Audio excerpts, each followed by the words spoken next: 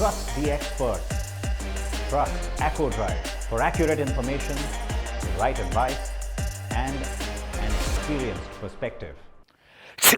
Excuse me, you sneeze and a new Royal Enfield motorcycle gets launched in the market.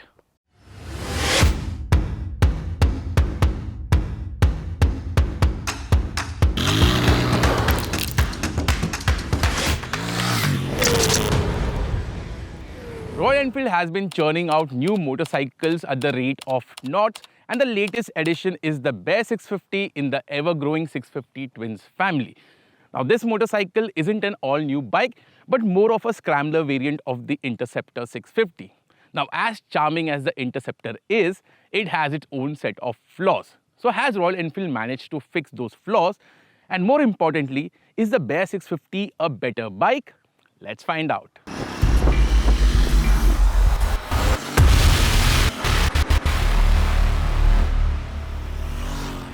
The Bear 650 is the scrambler variant of the Interceptor and gets different visual elements such as the seat is flat, the center panel has been redesigned, and it's the only 650cc twin to get a single-sided exhaust muffler. Even the engine tune is different as it produces extra torque which can be felt in the acceleration. The Bear 650 is also the most feature-rich 650 twin because it gets a TFT instrument console and all LED lighting. Being a scrambler, the hardware is also different. It gets an upside-down fork, the tires are knobby, and even the wheel sizes are different. Now, all these additions have come at a price. So, is the Bear 650 worth the premium? The full review is coming your way. The engine tune is different, although the displacement is the same. So, the Bear makes 56.5 Newton meters, making it the torquiest 650 twin on sale. On the hardware front, the big difference is suspension, upside-down fork and different twin shock absorber. Talking about visuals, apart from the scrambler elements, the Bear 650 is the only 650 twin to employ a single exhaust muffler, and it is 2 kg lighter than the Interceptor. The wheel size is different too, as the Bear employs a 19-17-inch spoke wheel setup, and on the features front, it is the first 650cc Royal Enfield bike to get a TFT screen. Before we get into performance, I have a confession to make. I love the 650 twin engine. The best part of this engine is the wave of torque it offers, and on the Bear 650, the wave hits the shore harder because the engine has been retuned. Yes, the horsepower figure is similar to the other 650 twins, but the torque output is higher, and that difference can be felt instantly. The acceleration of this motorcycle is thrilling. Grab a fistful of throttle and the front end comes up. The vibe of the Bear 650 is very young. It feels very eager, energetic and exciting, and I love this nature of this bike. And the best part is you can put the motorcycle in third gear and potter around city, so it is chill as well. And when you hit the highway, it can cruise as well. You can cruise at speeds between 100 to 120 kph very easily. There's hardly any vibrations and the motorcycle feels very stable. So the overall nature of this engine is very versatile.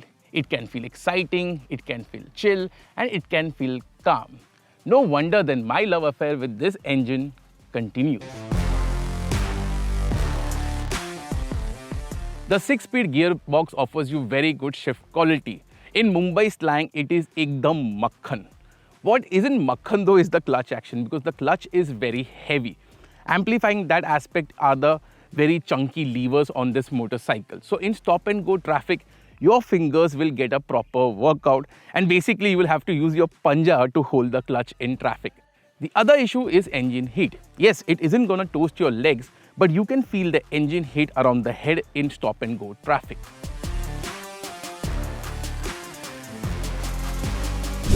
Before we proceed to the next section of this video, let's check out the exhaust note of the Bear 650.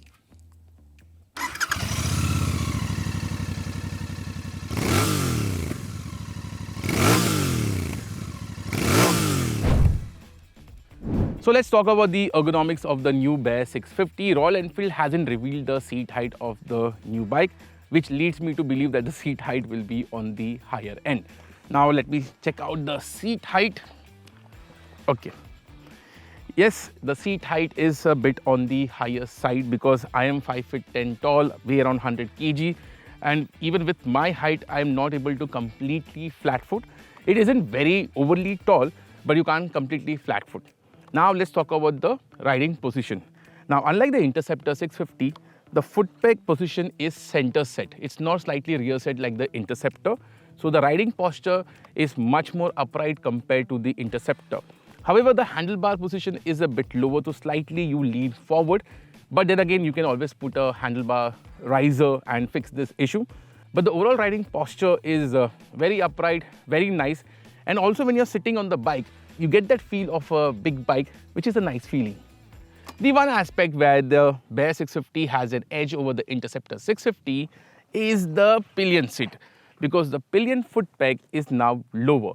So the pillion rider isn't cramped for space, which is the case with the Interceptor 650.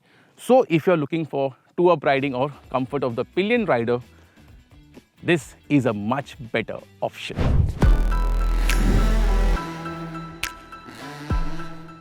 Despite being based on the Interceptor, the Bear 650 has its own identity. It isn't an outright scrambler in its form, but the various changes such as the flat bed seat, stubby exhaust muffler, round tail light, and the upside down fork give it a distinct persona. Also, the Bear is available in loud and interesting color options, which makes it stand apart. And my personal pick is the Wild Honey. The media bike that we tested came in a shade called 249. And the 249 is a tribute to Fast Freddy, who won the Big Bear Run in 1960 aboard a Royal Enfield motorcycle with the same competition number. The Bear 650 is also the most feature-rich of all the 650 twins on sale, as it is the first bike in its family to get a TFT screen as seen on the Himalayan 450.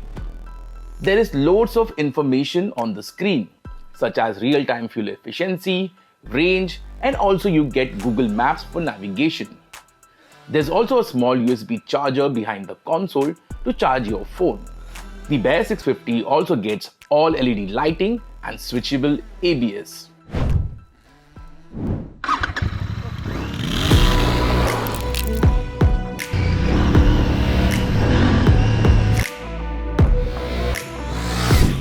Because the foot pegs are center set, you can stand easily on the bike and comfortably hold the bike between your legs. My only concern was the low handlebar position. While off-road riding, I had two concerns. The rear tire wasn't able to cope up with the overwhelming torque on offer, so you better be gentle on the throttle. The second issue is the weight of the bike. At 216 kg, it is a chonky bike and I didn't want it to drop on my legs. One good aspect is the switchable rear ABS that offers the rider better control. In conclusion, if you want to go off-road, stick with the Himalayan 450 or the upcoming Scram 440. While the main frame is the same, the suspension hardware and wheels are different on the Bear 650. Owing to this, the wheelbase is longer and so is the rake angle.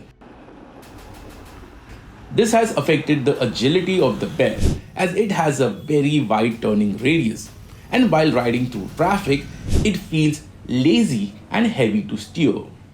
In terms of fast cornering, the bike feels enthusiastic. But the MRF knobby tires doesn't instill much confidence and you're forced to hold back. Another miss is that tubeless spoke wheels aren't offered even as an option. The suspension setup and ride quality is better than that of the Interceptor, but then again, it was never a benchmark. The Bear 650 doesn't offer you a plush ride quality that one expects from a scrambler. The damping is very poor on the bumpy concrete roads, which sadly is the reality of our country as it feels unsettled. The Bear 650, in my opinion, is a missed opportunity as Royal Enfield could have tuned the suspension better to offer a more comfortable ride experience. Braking hardware is the same as the Interceptor and so is the braking performance. However, the MRF tires do lock up a bit under hard braking. but it isn't too worrisome. So is the Bear 650 a better bike than the Interceptor 650?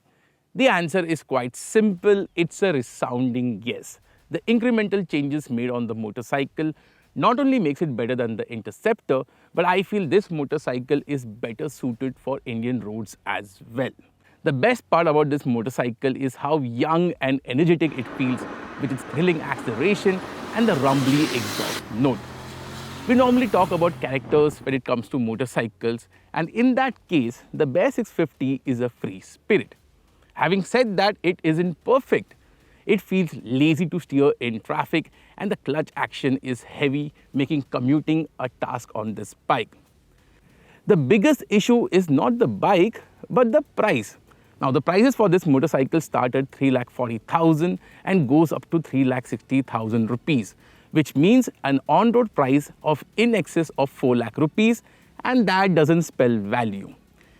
So had Royal Enfield managed to price the Bear 650 closer to the Interceptor, it would have been a more easily recommended motorcycle because it is more exciting and charming than the Interceptor 650. So that was our take of the new Bear 650. What's your opinion of this new motorcycle? Do you think the pricing is on the higher side, and is it a better alternative to the Interceptor 650? Do let us know in the comments. And as always, please wear your riding gear all the time and be safe.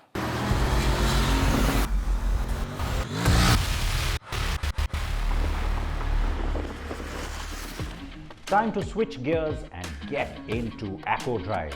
For hassle-free car service, in-depth reviews, great deals on new cars, and personalized advice from our experts.